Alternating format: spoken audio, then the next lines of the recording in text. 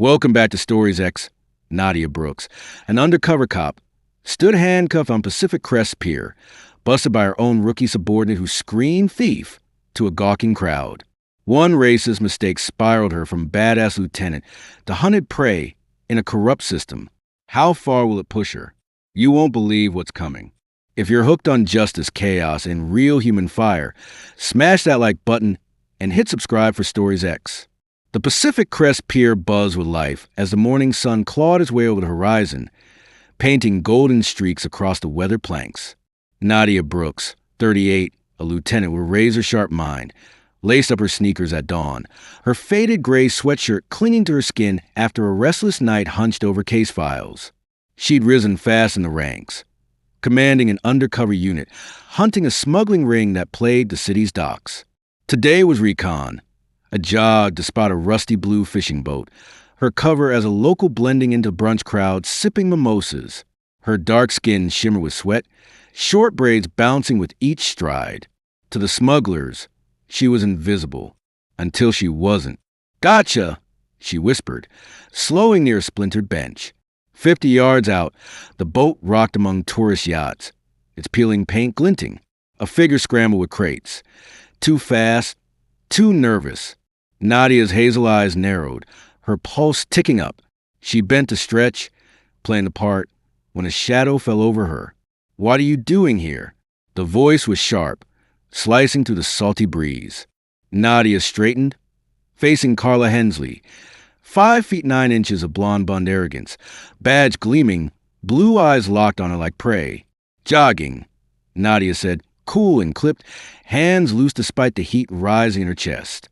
Carla stepped closer, boots thudding. "Jogging? Here." Her sneer twisted, hand brushing her holster. "You don't look right for this place." "I live nearby," Nadia fired back, jaw tight. "Nice route. That a problem?" Carla's lips curled, mocking. "You?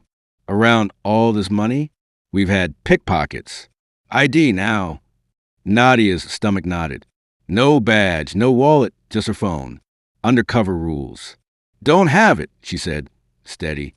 "I'm not trouble, officer." "No ID." Carla's glare hardened. "Turn around. Hands back. Now." "Wait, what?" Nadia's voice spiked, disbelief crashing in. "You don't. Move." Carla lunged, twisting Nadia's arm. Pain seared as her shoulder hit the bench. Cuffs snapping tight, steel biting her wrists. The crowd gasped, phones flashing, tourists gawking like it was a show. "Thief!" Carla bellowed, voice bouncing off the water. Nadia's blood roared. "I'm no thief," she snarled, yanking against the cuffs. "I'm Lieutenant Nadia Brooks, your boss. Call dispatch, badge 7392. Carla froze, then laughed, harsh, grating. "Lieutenant? In that trash? Nice one, sweetheart. You're done." She shoved Nadia against the railing, cuffs digging deeper, the mob jeering. "Check it." Nadia snapped, voice steel. "You're screwing yourself, Hensley."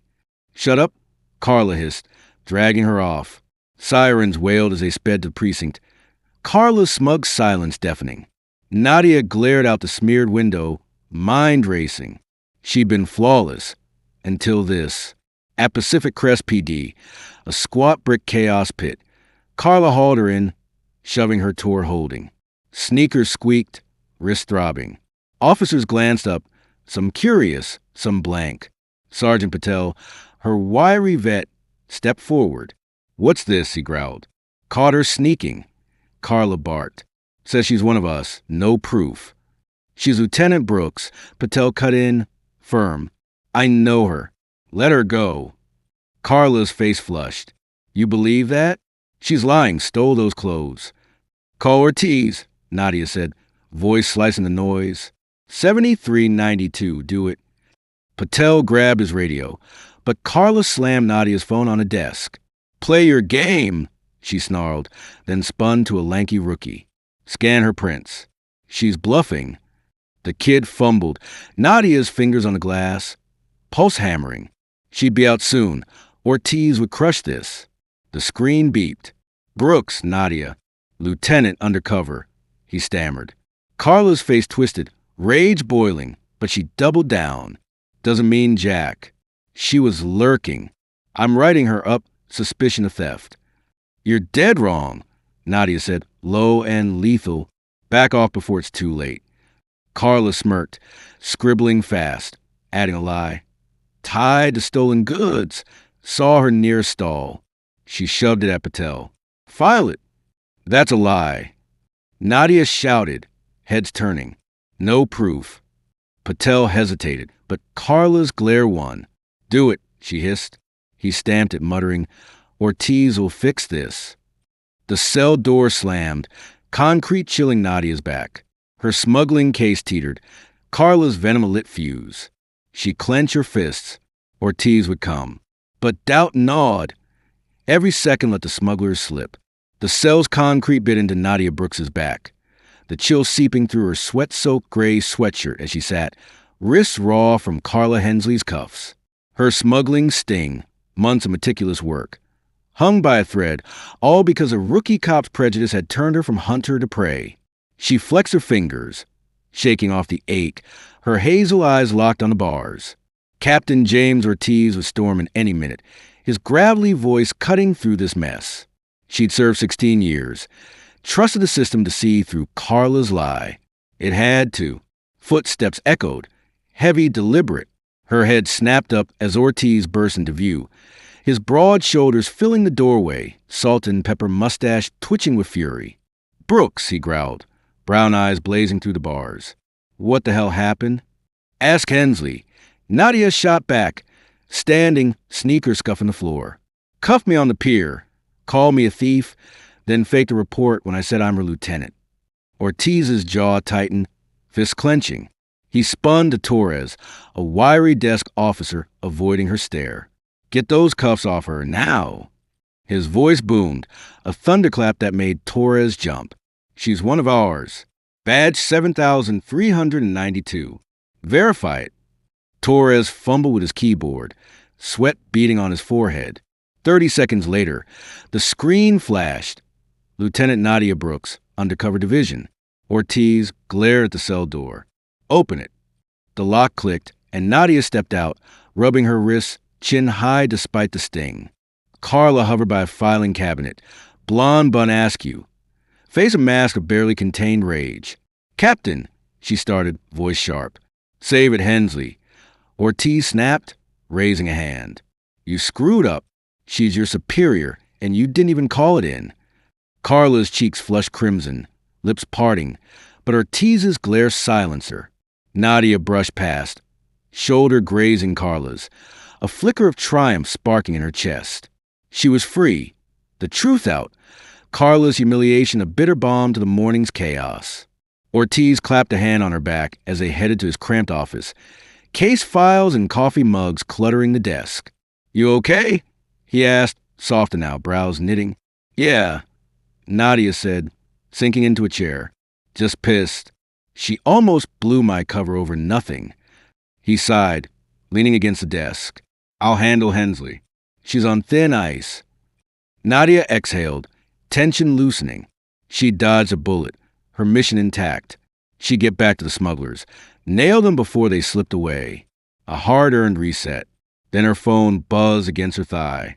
She pulled it out. Patel's name flashed. Videos online. You need to see this. Her stomach flipped. She opened the link. Grainy footage filled the screen. Her in cuffs on the pier, pleading, I'm Lieutenant Nadia Brooks.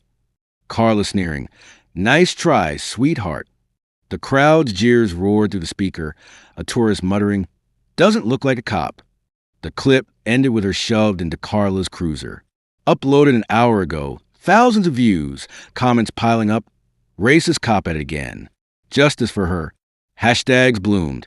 Hashtag justice for Nadia. Hashtag Pacific Crest be de shame. Her heart raced, vindication clashing with dread. She shoved the phone at Ortiz. His face darkened. Damn it, he muttered, rubbing his temples. This is good, right? She said, forcing a smile. Proof she's wrong. People see it. He didn't smile back. Maybe, but it's loud, Brooks. Too loud. If the smugglers catch wind, they'll know you're onto them. Her grin faded, victory souring. She'd walked out thinking she'd won. Carla's mistake a blip. Now the world knew her face, her rank, her fight. The video was a weapon, cutting Carla down, but a double-edged one. She stood, pacing the tiny office, sneakers silent on worn carpet. I can still work it, she insisted, half to herself. They won't tie me to the sting. I'll switch my look, go darker. Ortiz watched, silent, heavy. You're tough, Nadia. But this isn't just Hensley anymore. It's bigger. She stopped, back to him, staring at a faded photo.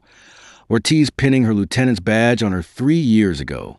She'd earned it through grit, outsmarting crooks and doubters. Now it felt fragile, teetering. The smugglers weren't dumb. They'd dissect that clip, hunting clues. Her cover wobbled.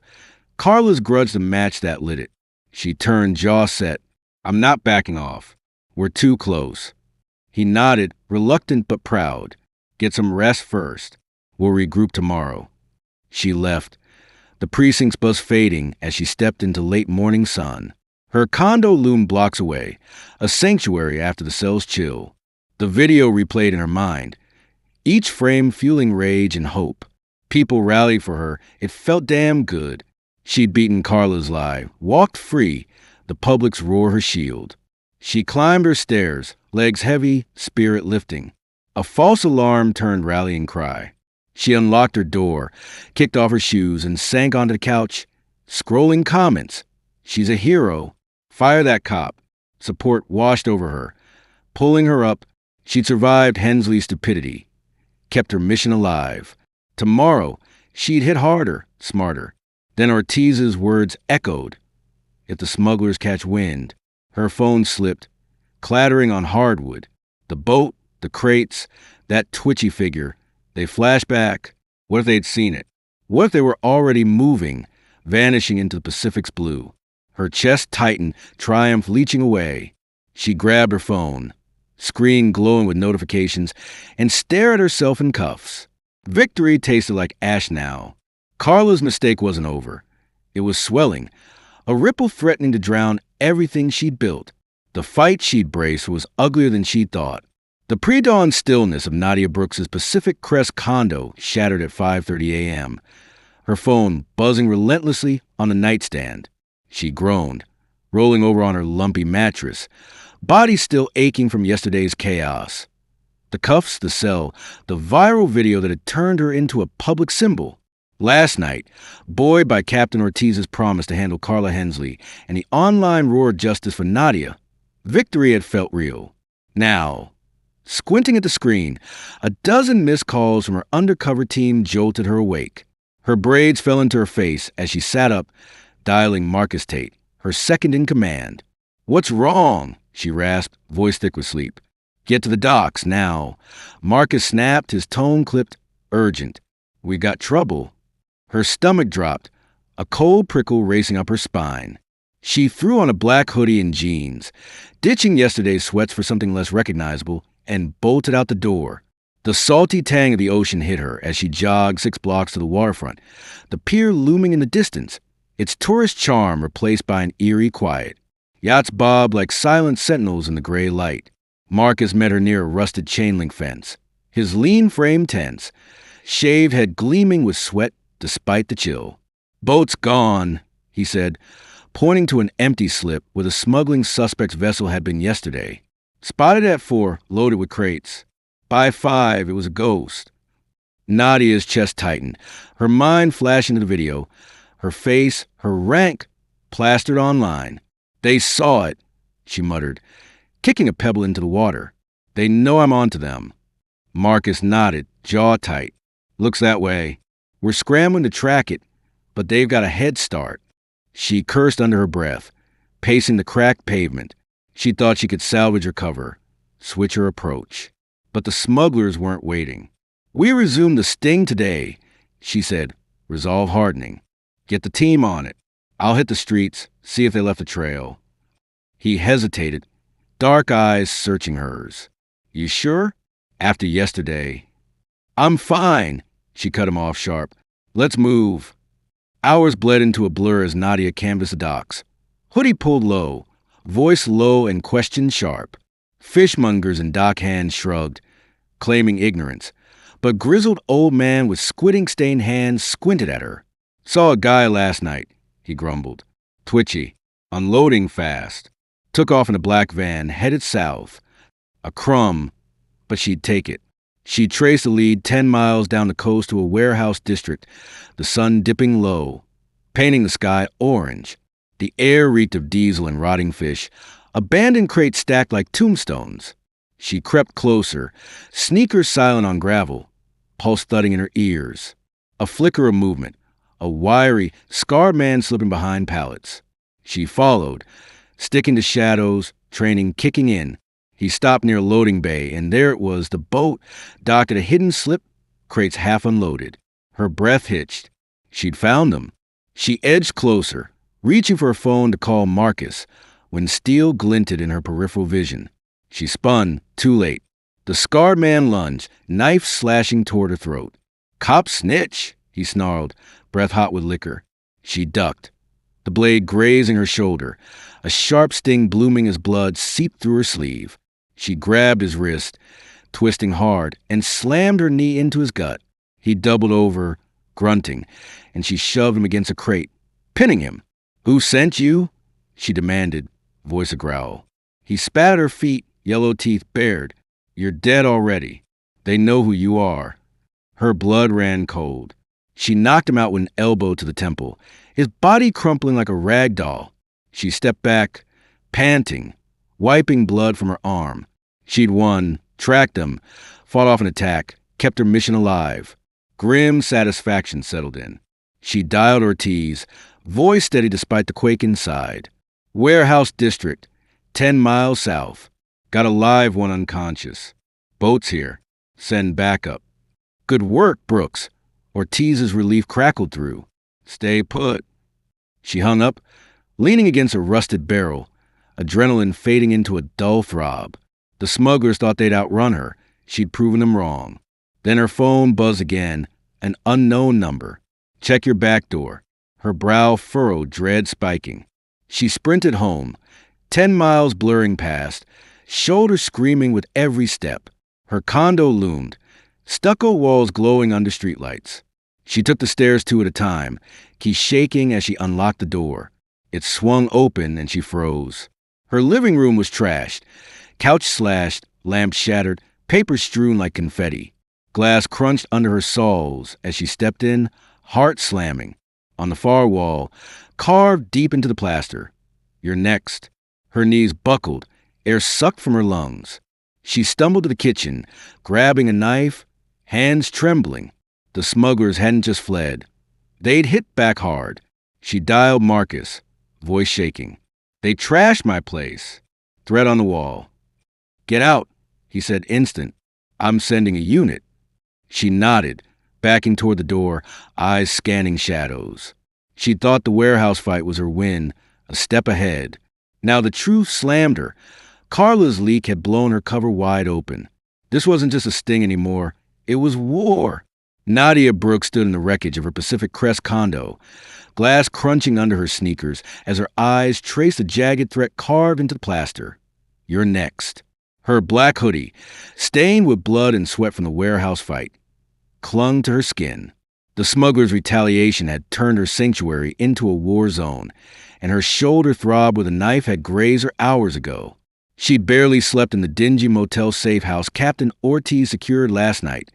The freeways drowning her racing thoughts. Dawn had brought her back to report the break-in, voice steady over the phone, despite trembling hands. Now, as the sun climbed higher, she met Marcus Tate and her undercover team in the precinct's basement garage, their faces grim under flickering fluorescent lights. "We got eyes on the warehouse," Marcus said, voice low, urgent. "Smugglers are still unloading. We can hit them today. Shut this down." Nadia nodded, jaw tight. She'd survived Carla Hensley's leak, the knife at the docks, the trash condo. Her team was her lifeline, pulling her back from the edge. "Let's do it," she said, zipping her hoodie higher. "Arm backup, full surveillance. No mistakes." Marcus clapped her shoulder, a rare grin breaking through. "We got your back, boss." Her resolve steeled.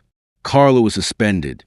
The smugglers cornered. She'd strike now, reclaim her mission. The briefing room buzzed as she laid out the plan. Hit the warehouse at noon, catch them mid-transfer, dismantle their operation before anyone could meddle further. Her team dispersed, checking weapons and comms, a surge of pride swelling in her chest. They trusted her, followed her through the chaos. She'd win this. Prove Carla's sabotage hadn't broken her. Then her phone rang, a shrill tone slicing the chatter. She answered, expecting Ortiz. "Brooks," a clipped voice barked. "Internal Affairs, Conference Room 3. Now." Her stomach sank, cold sweat prickling her neck. She glanced at Marcus, who frowned. "Handle the setup," she muttered. "I'll be back." The walk to the third floor felt like climbing a gallows, each step heavier, the precinct hum fading into a dull roar. Conference Room 3 was sterile. White walls, steel chairs. An IA officer, Kessler, gaunt with wire-rimmed glasses, didn't look up, just gestured to seat.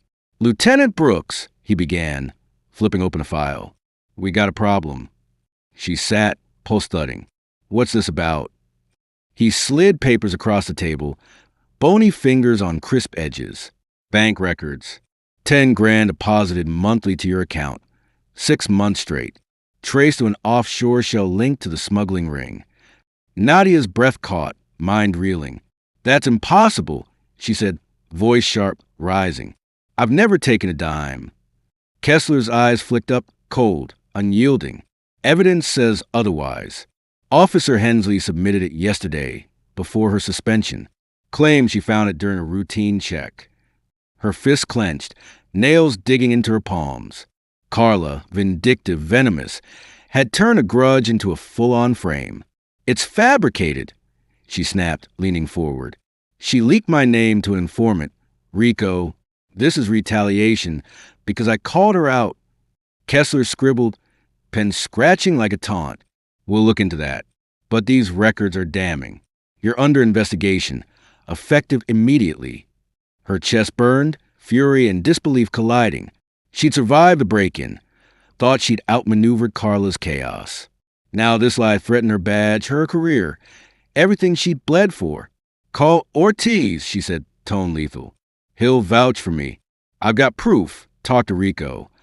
Kessler shrugged, closing the file. Captain sidelined. "Protocol. You're on your own till we sort this." She stood, chair scraping, glare boring into him. "This is a setup. I'm not letting it stand." He didn't flinch. "Take it to the tribunal. You're excused." She stormed out, doors slamming, corridors a blur as she raced back to the garage. Marcus met her halfway, eyes wide. "What happened?" "Carla framed me," she spat, voice shaking with rage. "Bank deposits, fake. IA's investigating me." He cursed, kicking a tire. "She's a snake. We'll fix this." She nodded, mind spinning. She'd gather evidence, dig up Rico's statement, expose Carla's forgery. She fought off a smuggler with a knife. She could fight this. Back in the briefing room, she huddled with her team, voice steady. "Marcus, get Rico's file. Patel, pull pier footage. I want every second of Carla with him." They nodded, scattering, a flicker of hope igniting. She'd clear her name, hit the smugglers, turn this around. She grabbed her laptop, hacking precinct logs. Fingers flying. Rico's arrest history popped up, timestamps matching Carla's shift. Her bank records? Clean, no deposits. "Got you," she muttered, saving files. She'd bury Carla, win back her badge. Then the door swung open. Deputy Chief Victor Stahl strode in, hulking frame filling the room. Gray hair slicked back, eyes glinting with menace. "Brooks," he rumbled, voice a low growl. "Step away from that computer." Her heart stopped, fingers freezing. Stahl, the department's bulldog, a career crusher. "Sir," she said, standing tone firm, "I'm proving my innocence. Hensley framed me." His lips curled into a smirk, hands folding across his chest. Doesn't matter. I've seen the IA report. You're done. She blinked, defiance crashing against confusion. Ortiz suspended her. She's got no ground. Stahl stepped closer, shadow swallowing the light. I overruled him. Hensley's back on duty as of an hour ago. You? Suspended pending tribunal. Leave now or I'll have you escorted out. Her knees buckled, air rushing out. Suspended. The word was a death knell.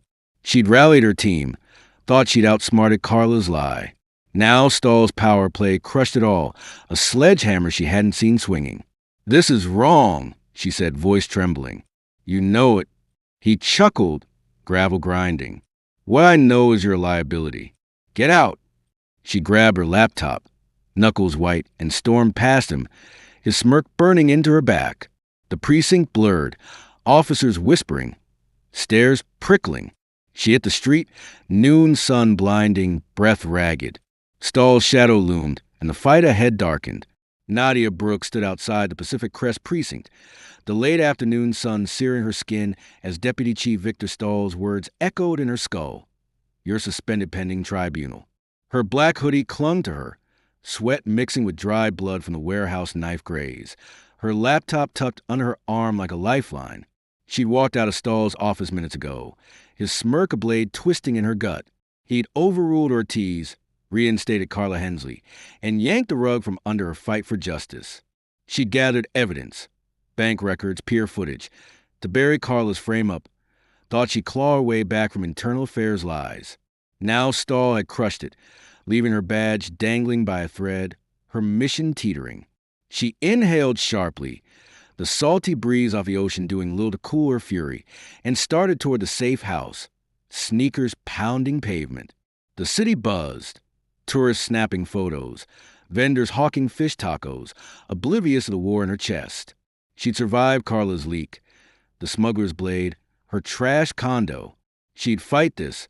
Sue Stahl, expose the corruption, rally her team. Suspension wasn't the end, she told herself, fists clenching. It was a detour. She'd win yet. Then headlights flared. A news van screeched to a halt. A reporter in a crisp blazer leaping out. Mike thrust forward. Lieutenant Brooks, is it true you're corrupt? Nadia froze, pulse spiking as more vans rolled up, cameras swarming like flies. Sources say you took bribes from smugglers. Care to comment? Another shouted, voice shrill over honking traffic. She shielded her face, mind racing. Stahl, he'd leaked it, twisted her suspension into a public lynching. No comment, she muttered, pushing through, but the mob pressed closer, lenses glinting. Why'd you hide your badge on the pier? Resigning. Her chest burned, humiliation crashing over her. She broke free, ducking into an alley, breath ragged as she leaned against a brick wall, the clamor fading. Her phone buzzed. Marcus Tate's name flashed. You seeing this? He asked, tone tight. Every channel's got your face. Corrupt cop exposed. Stahl's playing dirty.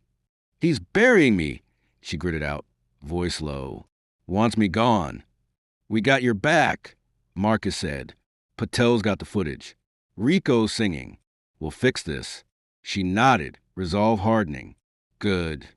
She thought Carla was a snake, but Stahl was a venom, his reach suffocating her. She'd fight in court, but now the public saw her as a villain, her name smeared from here to San Diego. She slipped through back streets to the safe house, a squat motel with peeling paint, neon sign flickering. Her key shook as she unlocked room 12. Inside, the air stank of mildew, a single bulb casting jagged shadows. She dropped her laptop on the creaking bed, pacing the tiny space, mind churning. She dragged Stahl through the mud, proved Carla's frame-up was his doing. She'd won battles before. She'd win this.